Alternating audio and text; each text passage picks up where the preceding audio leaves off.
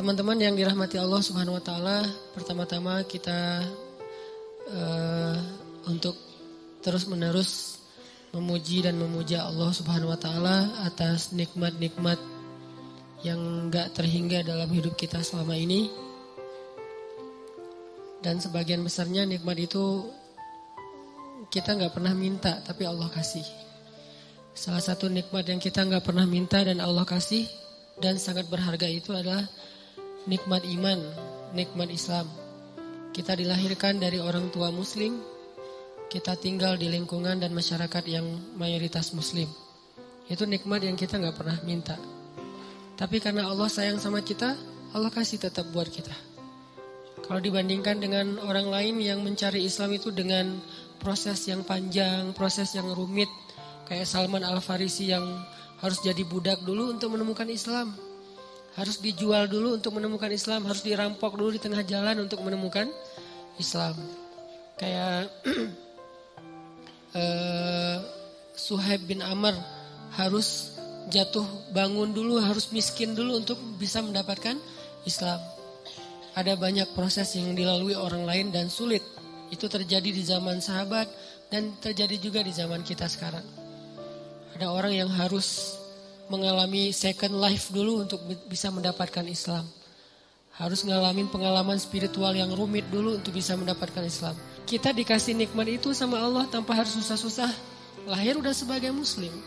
Orang tua dua-duanya muslim. Masyarakatnya mayoritas muslim. Kebayang gak kalau kita lahir sebagai muslim, orang tua muslim tapi di Rohingya? Yang berislamnya susah banget. Makin kelihatan Islamnya, makin kelihatan solehnya, makin besar ancamannya. Dibakar hidup-hidup, digorok di depan keluarga, orang tua, pasangan dan anak perempuannya dinonai di depan dia, dan dia nggak bisa buat apa-apa. Berislam yang sangat luar biasa beratnya di sana teh. Atau di Suriah, di Palestina, yang Palestina mungkin udah hampir 1 abad, udah lebih dari 60 tahun mereka dijajah. Atau nenek moyang kita lah yang berislam dulu di zaman Jepang dan Belanda susah. Sekarang kita Allah beri nikmat yang kita gak minta. Lahir setelah Indonesia merdeka. Lahir setelah masa-masa sulit ketika awal-awal Indonesia merdeka. Lahir di lingkungan kaum muslimin yang mayoritasnya di Bandung pula. Karena ada beberapa wilayah di Indonesia yang berislam juga masih susah sampai sekarang. Dengan konflik-konflik sosial yang kadang-kadang, konflik horizontal yang kadang-kadang terjadi itu sampai kita ketakutan gitu. Kok ada di suatu wilayah yang umat Islam itu yang kayak dulu tahun 2000 berapa dulu, 2001. Yang sempat rame tuh di Ambon, di Poso. Alhamdulillah kita di Bandung. Pernah minta gak lahir sebagai orang Bandung? Gak pernah. Tapi Allah kasih nikmat lahir sebagai orang Bandung. Dan saya aja orang Aceh cemburu sama orang Bandung. Alhamdulillah Allah takdirkan saya tinggal di Bandung. Ini nikmat yang besar. Tanpa saya mengeluh sebagai orang Aceh, karena itu juga nikmat yang luar biasa buat saya. Karena bisa dibilang itu sesuatu karunia. Tapi Bandung punya nikmat lain yang mungkin orang Aceh gak punya. Orang Aceh punya nikmat lain yang jelas kita dilahirkan dalam suasana yang sangat nyaman. Berislamnya tuh gak repot. Ini layak disyukuri oleh kita setiap hari. Karena kalau kita gak mensyukuri ini, nanti Allah akan cabut satu aja. Bukan iman, bukan hidayah yang dicabut, tapi berislamnya yang dicabut. Nikmat berislamnya. Dibikin berislam kita susah. Dibikin berislam kita itu repot. Gampang banget buat Allah. Dimunculkan di antara kita seorang pemimpin yang zalim aja udah repot loh. Mau bikin taklim repot, mau ngaji repot, di sekolah pendidikan Islamnya dihapus segala macam kayak Turki beberapa waktu yang lalu. Itu kan berislamnya repot kan. Di Turki mau azan aja nggak boleh pakai bahasa Arab. Udah gitu isi dari azan itu ada dihapus beberapa kalimat-kalimat yang sakral dalam Islam. Kayak kalimat hayya 'alal falah misalnya. Atau taklim-taklim, khutbah-khutbah mulai di style sama negaranya sekuler. Sehingga kita dengerin khutbah tuh kayak garing gitu. Lama-lama kegaringan yang dipelihara bertahun-tahun buat kita makin gak ngerti agama. Begitu gak ngerti agama, gampang frustasi, depresi, tingkat stres tinggi, mulai kasus-kasus bunuh diri meningkat. Ini berislam sudah dicabut nikmatnya oleh Allah. Kalau kita enggak syukurin. Nah kita syukurin, alhamdulillah atas nikmat iman, Islam, hidayah, lahir dalam lingkungan mayoritas muslim yang nyaman di Indonesia. Mudah-mudahan dengan kayak gitu Allah tambahkan nikmat berislam. Gimana Allah tambahkan nikmat berislam? Mengekspresikan keislaman itu disupport sama pemerintah. Karena mengekspresikan keislaman itu insya Allah gak akan ganggu orang lain kok. Konsep agama Islam itu kan udah ideal banget ya. Gak mungkin kita taat dengan agama kita terus ngeganggu agama lain. Itu mustahil, gak ada dalam kamus Islam kayak gitu. Jadi gak usah khawatir ketika kita taat dengan syariat Islam, agama Islam. Ketika kita mengekspresikan keislaman kita, gak usah khawatir. Justru itu jadi sebuah kebaikan karena sifat dasar Islam itu rahmatan lil alamin. Makin orang Islam mengerti agamanya, makin dia rahmah kepada orang lain. Gak mungkin makin ngerti agama makin galak. Gak mungkin. Dia galaknya bukan ke orang lain, galaknya kepada kemungkaran. Nah, kalau itu memang semuanya harus kita galak. Bukan orang Islam doang, manusia mah harus galak kepada kebatilan, kemungkaran, bahasa kita ya. Kalau bahasa umumnya kejahatan. Harus galak dong dengan kejahatan. Kalau enggak kejahatan merajalela. Galak dengan kriminal-kriminal yang luar biasa merajalela. Galak dengan orang yang membunuh bayi enggak berdosa apa kurang. Emang enggak boleh galak. Bayi dibuang di kebun gitu. Emang enggak boleh galak. Harus galak. Karena kalau enggak galak kejahatan itu merajalela. Tapi bukan kepada orangnya, etnisnya, agamanya. Kita ngerti banget lah yang kayak gitu-gitu. Diajarkan oleh orang tua kita, ulama-ulama kita. Yang di atas semua itu diajarkan oleh nilai-nilai agama kita. Kita ngerti banget, gak usah diguruin dalam bab itu. Gak usah dikasih tahu, itu kita ngerti. Jadi makin kita berislam, insya Allah makin kita rahmah kepada orang lain.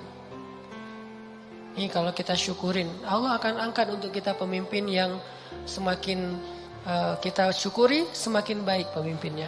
Semakin kita syukuri nikmat berislam, semakin baik pemimpinnya. Kebayang gak sih enaknya kita jadi muslim? Ini cita-cita saya pribadi. Sholat, muazzinnya wakil presiden kan? Hayya 'alas shalah. Lembut azannya. Siapa? Wakil presiden. Istiqlal. Hayya 'alas shalah.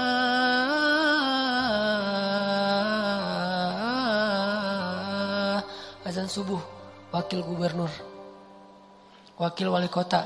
Imamnya wali kota, gubernur, presiden. Bacanya bukan Al-Ikhlas. Bacaannya itu ayat-ayat yang baper banget gitu. Al-Ikhlas keren, cuman itu kesannya ya. Al-Ikhlas kita gak meremehkan sama sekali. Kesannya kesan orang yang baru belajar lah ya, Al-Ikhlas. Ini bacaannya tuh bacaan ayat-ayat yang baper. Al-Haqqah, Al-Waqi'ah, Al-Qiyamah. Kebayang gak presiden? La uqsimu biyaumil qiyamah. Wah, takbir saya teh. Sujud syukur tuh kalau dapat presiden kayak gitu tuh. Wala uqsimu bin nafsil lawamah. Wah, itu benar-benar nikmat dari langit untuk bangsa Indonesia tuh. Nikmat dari langit tuh untuk warga Jawa Barat. Nikmat dari langit tuh untuk warga Bandung. Kalau imam kita adalah jangan dipisahin lagi imam masjid dengan imam pemerintahan. Karena dalam Islam gak ada pemisahan tentang itu. Dulu Abu Bakar ya imam juga. Umar ya imam juga dengan kapasitasnya. Puncaknya Utsman dan Ali. Karena Utsman ini ulama Al-Quran, Ali ini ulama banyak ilmu dalam Islam. Sampai seorang presiden kayak Utsman tuh. Lagi ngajarin Al-Quran di dalam Masjid Istiqlal. Namanya dulu Nabawi. Di Masjid Istiqlal lagi ngajarin Quran nih. Tiba-tiba datang murid di pintu masjid, gak sengaja ngelihat cewek lagi lewat, kesingkap jilbabnya karena angin. Dia pikir karena gak sengaja sekilas cuma rambut doang, gak istighfar. Ah itu mah sepele gitu, receh, dosa receh. Masuklah dia ke masjid. Presiden bilang gini, kenapa ada yang masuk ke dalam majelis kita, sementara di dalam matanya masih ada bekas dosa? Ini presiden punya telepati yang luar biasa nih. Kenapa masuk ke dalam majelis kita seseorang yang di matanya masih ada bekas dosa? Orang itu nanya, ya Amirul Mukminin, apakah telah turun wahyu kepada anda sementara tidak ada lagi wahyu setelah Rasulullah? Maksudnya gimana anda tahu saya baru melihat dosa di luar padahal gak ada yang lihat selain saya sendiri gitu. Kata Utsman bin Affan, ittaqu farasatal mu'min. Hati-hati dengan farasah, jadi bahasa Indonesia firasat. Hati-hati dengan firasat orang yang beriman. Presiden segitu firasatnya coba. Sampai dosa yang dia gak lihat tahu kan berarti keren banget nih presiden. Dan ini adalah wujud dari kesolihan masyarakat. Makanya Allah berilah pemimpin yang soleh untuk mereka. Karena pemimpin itu gambaran dari kita. Kalau bahasa Nabi itu pemimpin adalah hasil dari gimana masyarakatnya. Kalau pedagang-pedagang pada jujur, Allah kasih pemimpin yang jujur. Jadi jangan selalu hanya nyalahin pemimpin. Jangan-jangan pemimpin kita banyak yang korupsi karena pedagang juga dalam kelas yang lebih kecil gak jujur dagangannya juga kan. Mau beli buah naga dari pas kita lewat tulisannya 1 kilo 10.000. Pas kita berhenti, Pak yang 10.000 yang itu. Loh ternyata 10.000 di bawah gak kelihatan. Yang di display 20.000 tapi tulisnya 10.000. Gimana kita mau dapat pemimpin yang jujur? Bukankah salah satu cara Allah menghukum masyarakat yang curang adalah dengan menghadirkan pemimpin-pemimpin yang curang? Dan Allah tahan air hujan? Itu hukuman, jadi bukan dari pemimpinnya, balik lagi kepada kita. Syukuri nikmat itu.